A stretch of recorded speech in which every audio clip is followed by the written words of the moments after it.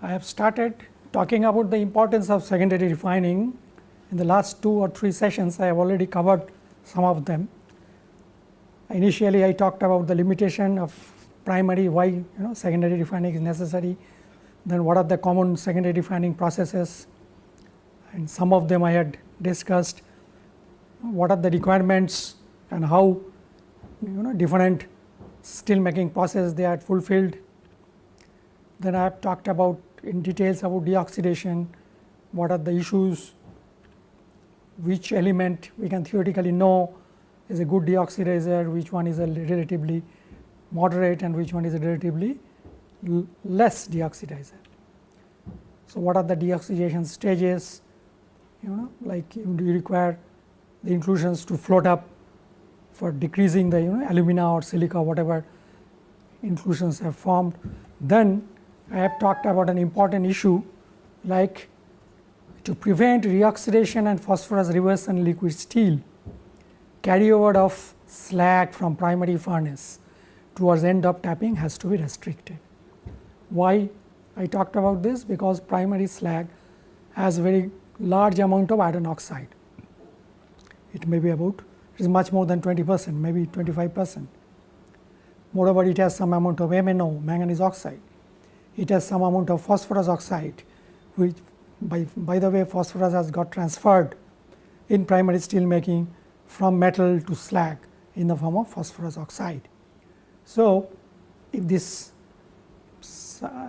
carryover slag, that means primary furnace slag, when if it is carried over to the ladle to during subsequent secondary refining stages, this will create problem. This will have implications on the quality. Iron oxide might react with aluminum in steel, generating alumina. Phosphorus oxide might react with aluminum in steel. So, there is a first chances of phosphorus reversal. MnO, if it which is there in the primary slag, when it is coming to secondary stage, if it comes, it will also react with aluminum in liquid steel, generating manganese oxide. So, in the process what is happening is reoxidation is happening. That means, the aluminum which is present in liquid steel is getting oxidized to alumina, and phosphorus oxide which was in the slag. So, there is it will react with aluminum and there is a possibility of phosphorus reversion in liquid steel. So, these are implications on quality. And moreover, if this aluminum by the process of deoxidation, aluminum which is present in liquid steel, dissolved aluminum, if it comes down through reaction with iron oxide or phosphorus oxide or manganese oxide, then what is going to happen? The dissolved oxygen in liquid steel also will come down, because dissolved aluminum is increasing, or just the reverse, dissolved aluminum is decreasing by this reaction. So, dissolved oxygen in liquid steel is going to increase, which has a lot of implication on the quality. So, effective slag stopper I had told is very important. Moreover, I had told you that basic slag and basic refractory, why these are important, because basic slag will be helpful in absorbing the inclusions which are floating up, whether it is alumina or SiO2. And basic refractory lining is important, because if you have less basic refractory lining, that means if there is SiO2 in the lining, some amount of SiO2 as as undesirable constituent in the refractory lining, it will react with aluminum in liquid steel and generate alumina, which has to be taken care of. Dissolved aluminum will come down. So, reoxidation is a problem. Now, flotation of this aluminum oxide I have talked about, Stokes law, how does it help, how does it rather explain why inclusions which are larger in size should float up at a higher velocity, because the density of the inclusions are less, and smaller inclusions they will coagulate to form larger inclusions. Fortunately, larger inclusions are floating up at a higher velocity. So, they will float up and get absorbed by the at the basic slag. Then I have talked about desulfurization, and I have mentioned how CaO in slag is very important. So, we must have about 50% CaO in the slag in the secondary refining processes, and the basicity, that means the ratio of CaO and SiO2 in the slag should be at least 3, it should be preferably more than 3. So, I have explained why more CaO is useful and less oxygen in liquid slag is important. You will see here, the sulphide capacity is proportional to the weight of CaO in the slag and inversely proportional to oxygen content in liquid steel. So, oxygen content in liquid steel, that means the dissolved oxygen in liquid steel has to be low to get a good amount of desulfurization. That is why I have mentioned earlier, and again I am repeating, good deoxidation is a prerequisite, is a necessity for getting good desulfurization. Then I have talked about the importance of degassing, how hydrogen and nitrogen, which are gaseous elements present in liquid steel, how they can be removed by degassing. This hydrogen present in atomic form in liquid steel, nitrogen present in atomic form as soluble nitrogen in liquid steel, they get transferred to the surface of the steel gas surface, and in that process the hydrogen gas or nitrogen gas is taken out. So, the partial pressure of hydrogen or partial pressure of nitrogen is going to play an important role. Lower the partial pressure, better will be the degassing.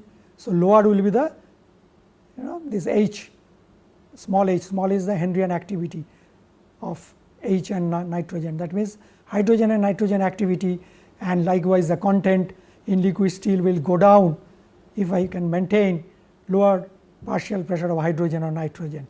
So, this is the way vacuum helps.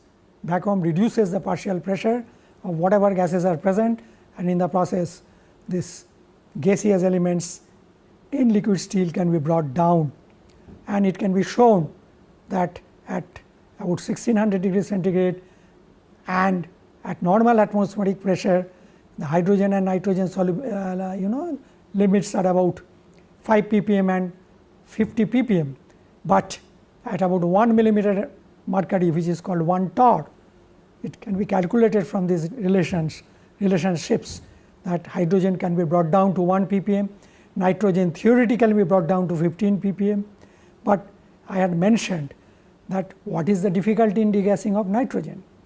I have mentioned whatever I have told you in the earlier slide, that is the theoretical considerations, thermodynamics, but if you look into the kinetics, which is associated with thermodynamics, that means in reality kinetics will play a very important role. Now, if you look into how nitrogen is getting transferred, first the dissolved nitrogen which is present in liquid steel has to be transferred from the bulk of the steel to the surface of the liquid steel, then only it is possible to get transferred. Then at the surface this chemical reaction will take place between atomic nitrogen to gaseous hydrogen, or atomic nitrogen to gaseous nitrogen, or atomic hydrogen to gaseous hydrogen. So, first the mass transfer of nitrogen in liquid steel, then the reaction, surface reaction from atomic to molecular or gaseous hydrogen and nitrogen, and then this gaseous nitrogen and hydrogen, it has to again get transferred in the gaseous phase. If it remains at the interface, the reaction is hindered. Now, all these 3 steps, mass transfer of nitrogen in liquid steel, slow surface chemical reaction, and mass transfer of nitrogen, gaseous nitrogen in the gas phase. These 3 steps are relatively slower for nitrogen compared to hydrogen. Hydrogen mobility is very fast because it is a very small constituent, small element. So, its diffusivity is very fast, whether in liquid steel or in gaseous phase. So, instead of hydrogen which is very fast, nitrogen removal is relatively slow. Moreover, oxygen, nitrogen, if they are present in liquid steel, they are surface active, so they can create problem in this denitrogenation. Why? Because the surface, at the surface of the liquid steel and the gas, there is a competition between nitrogen and surface active elements like oxygen and sulfur.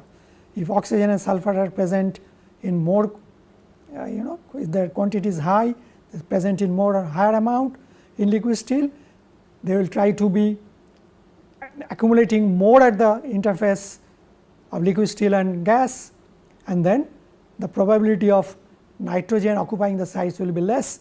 So, this reaction, surface chemical reaction will be slow. So, therefore, I had mentioned earlier the control of oxygen and sulfur is essential in liquid steel before we can get a good removal of nitrogen. So, theoretically, though we know that nitrogen removal is possible to a great extent, but in reality because of this kinetics we get that about 30 to 40% only removal is possible, and this can be enhanced when we have very low amount of dissolved oxygen and sulfur in liquid steel.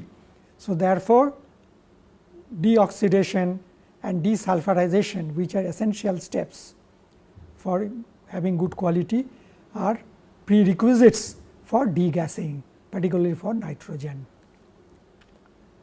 Then I have talked about ladle furnace, how deoxidation, heating, desulfurization and adjustment of slag and chemistry of the steel, all these are possible.